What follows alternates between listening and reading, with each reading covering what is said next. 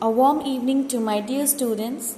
Today I am going to teach you analytical paragraph, which is a new topic added by CBSE for your upcoming board examination. So this analytical paragraph is very important because this portion consists of 10 marks all alone. So ये portion जो है ये analytical paragraph का जो writing है ये आपको alone 10 marks carry करता है. That will increase weightage to your percentage. So it is very important for you people to understand it and practice it with a good effort. So first of all, I'll tell you that what is this analytical paragraph. इसको किस तरह से define किया जा सकता है. Okay? So here you see, I have written the definition for you. Here it is. It is a form of descriptive writing which is written on the basis of a given chart, graph, data, outline, clues, table, etc. कहने का क्या मतलब है कि ये जो analytical paragraph है ये एक तरह का डिस्क्रिप्टिव राइटिंग है. मतलब जो भी आपको क्वेश्चन में एक कोई भी चार्ट, कोई भी ग्राफ, डेटा या किसी भी सर्वे का आउटलाइन, किसी भी सर्वे का क्लू, टेबल, इस तरह का क्वेश्चन में विजुअली प्रोवाइड किया रहेगा और आपको उसको देखकर उस टेबल या उस चार्ट को स्टडी करना है और उसके रिलेटेड आपको एक डिस्क्रिप्टिव पैसेज लिखना है. एक डिस्क्रिप्टिव एक डिस्क्रिप्टिव पैराग्राफ लिखना है. तो वो जो आप डेटा, क्लूज, टेबल, चार्ट ये सब को स्टडी करते हैं मीन्स आप उसको एनालाइज करते हैं, उसके दिए हुए नंबर्स को, उसके दिए गए क्वांटिटीज़ को, परसेंटेज को आप पूरी तरह से स्टडी करते हैं. स्टडी करने के बाद आप उसका एक ब्रीफ बट डिटेल में क्या डिस्क्रिप्शन लिखते हैं.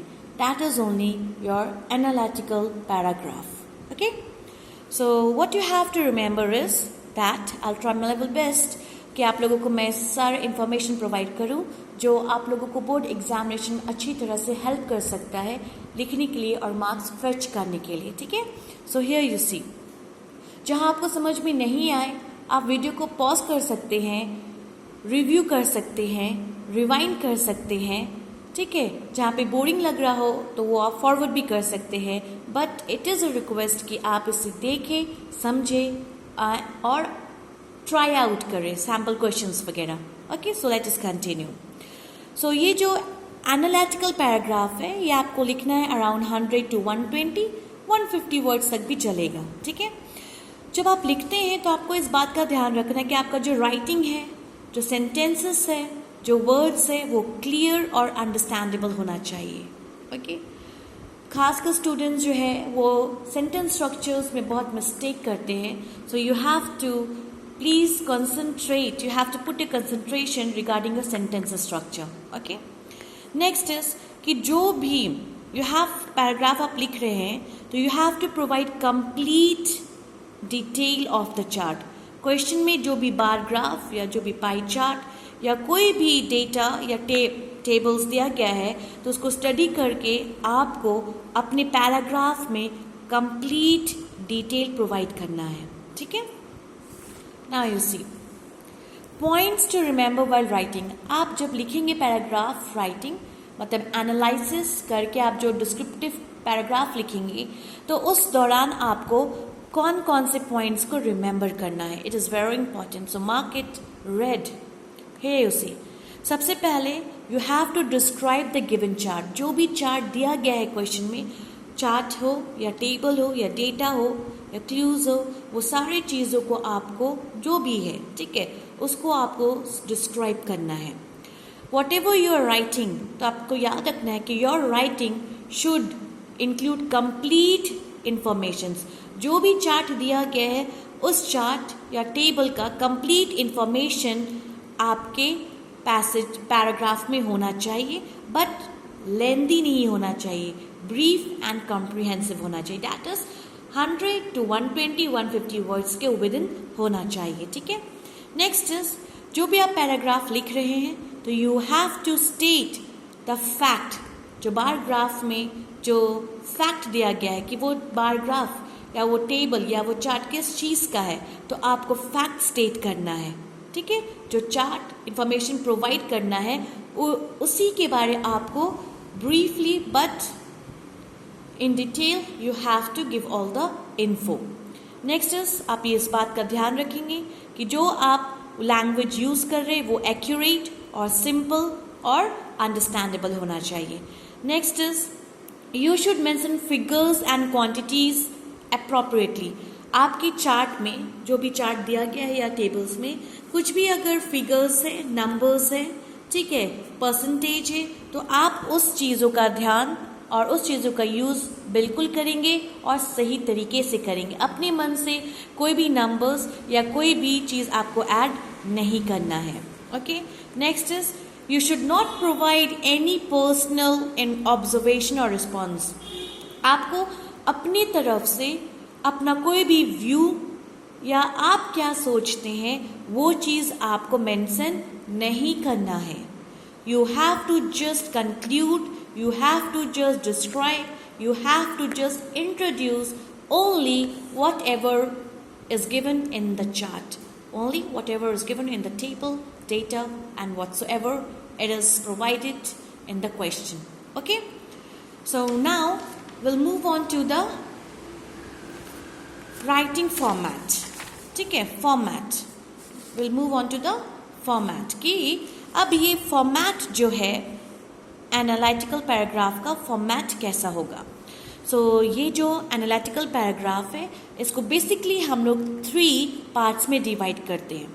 The first part includes your introduction, the second part includes your body of the paragraph and the third part is conclusion. जैसे कि आप जानते हैं फॉर्मल लेटर्स हो या इनफॉर्मल हो या कोई भी पैराग्राफ राइटिंग हो तो introductions, body and conclusion, these are very important.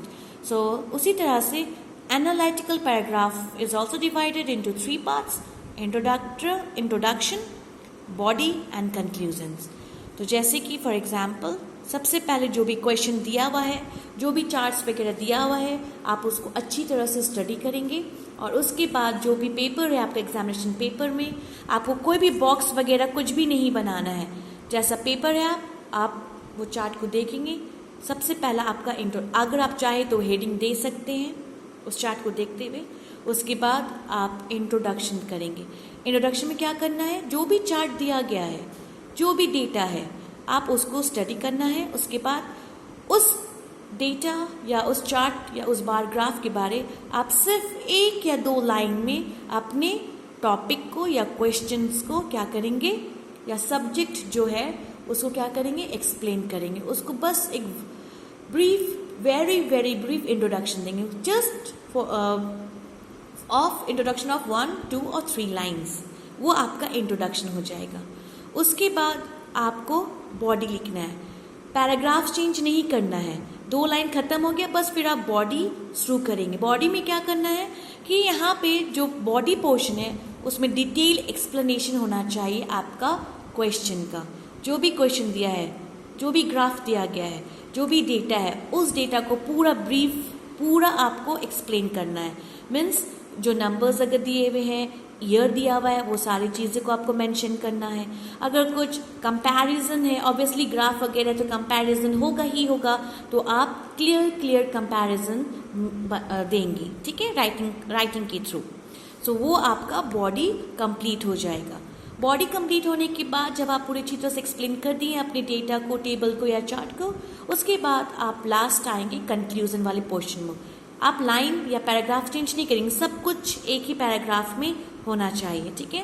That is conclusion आएंगे। कंक्लूजन में क्या करना है, ये मतलब अब आप पैराग्राफ जो है वो एंड पर पहुंच गए, आपको एंड करना है, तो आप एंड कैसे करेंगे, जो भी आपका है, ठीक है, उसको आप समराइज करेंगे, एक शॉर्ट समरी प्रोवाइड करेंगे कि अकॉर्डिंग टू यू ये जो बारग्राफ जो है वो शॉर्ट में क्या कह रहा है, ठीक है। कोई दिक्कत, I guess no, okay, let us proceed further. कुछ टिप्स यूं ही लिख दी हम आपके लिए, जैसे कि इंट्रोडक्शन है, ठीक है। तो इंट्रोडक्शन में आप कैसे स्टार्ट कर सकते हैं, तो आपका जो इंट्रोडक्शन पोर्शन है उसमें आप ये सब में से कुछ भी फ्रेजेस यूज़ करके स्टार्ट कर सकते हैं। जैसे कि जो भी क्वेश्चन में अगर टेबल दिया है तो आप लिख सकते हैं द टेबल सजेस्ट। अगर पाई चार्ट है द पाई चार्ट इलस्ट्रेट्स, मतलब पाई चार्ट ये बता रहा है। अगर लाइन ग्राफ दिया गया है तो आप इस तरह से लिख सकते हैं द लाइन ग्राफ शोज।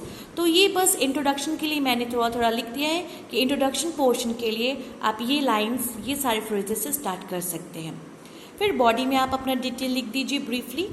उसके बाद कंक्लूजन पोर्शन को आप इस तरह से ये सारे वर्ड्स का, ये सारे फ्रेजेस का इस्तेमाल करके कंटिन्यू कर सकते हैं। जैसे कि जब खत्म हो गया पूरा तो आप बोल सकते हैं overall the table says that, या तो फिर in short the given data help us to know blah blah whatever it is in the question. तो in all, overall, in all, in a nutshell, subsequently, इस तरह की phrases आप use करके conclusion part को आगे बढ़ा सकते हैं। ठीक है। नाउ नेक्स्ट थिंग कि अगर आपको एनालिटिकल पैराग्राफ को और खूबसूरत बनाना है, इंटरेस्टिंग बनाना है, then you can use quotes. आपको अगर कोई अच्छा कोट्स याद आता है तो then you can jot it down. अगर आप खुद से फ्रेम कर सकते हैं देन वेल एंड गुड। तो कोट्स लिखना जो पैराग्राफ के एंडिंग या तो बिगनिंग सबसे अच्छा प्लेस है जहाँ पे आप कोट्स को इंसर्ट कर सकते हैं। ठीक है। So this was your format of analytical paragraph. I will give you now a question. So here you see it's a question. तो क्वेश्चन जो है वो इस तरह का आएगा आपके पास। ये है आपका डेटा। ठीक है। सो जैसे कि यहाँ पे देखो a survey was conducted on percentage of household using various household utility products and the result is evident in the bar chart given below. तो यहाँ पे इस तरह का आपको बार चार्ट दिया गया है। इसमें हाउस होल्ड यूटिलिटी और परसेंटेज ऑफ हाउस होल्ड दिया गया है। ठीक है। अब इसी डेटा को देखते हुए ये ईयर है 2000, ये जो वाइट पोर्शन पे 2000 के बारे में दिखा रहा है कि 2000 में कितने परसेंटेज लोग जो है वो सेंट्रल हीटिंग यूज़ करते थे और 1997 में कितने लोग यूज़ करते थे। तो कंपैरिजन करेंगे। फिर उसी चीज़ को आपको यही चार्ट, यही बार ग्राफ को आपको स्टडी करना है और इसी को पैराग्राफ के फॉर्म में डिस्क्राइब करना है। So what you have to do is you have to use the numbers appropriately. You have to use the year appropriately. You have to use this utilities which is written here कि कब कौन से year में कितना use हुआ, कितने percentage घर ने वॉशिंग मशीन यूज़ किया। So in a chronological order you may go. ठीक है। So this is the analytical paragraph which I have tried my level best कि आप लोगों को समझ में आए। ठीक है। ओके देन आप आगे पीछे करके वीडियो को आराम से समझ सकते हैं। If any problem please comment it. Okay, thank you.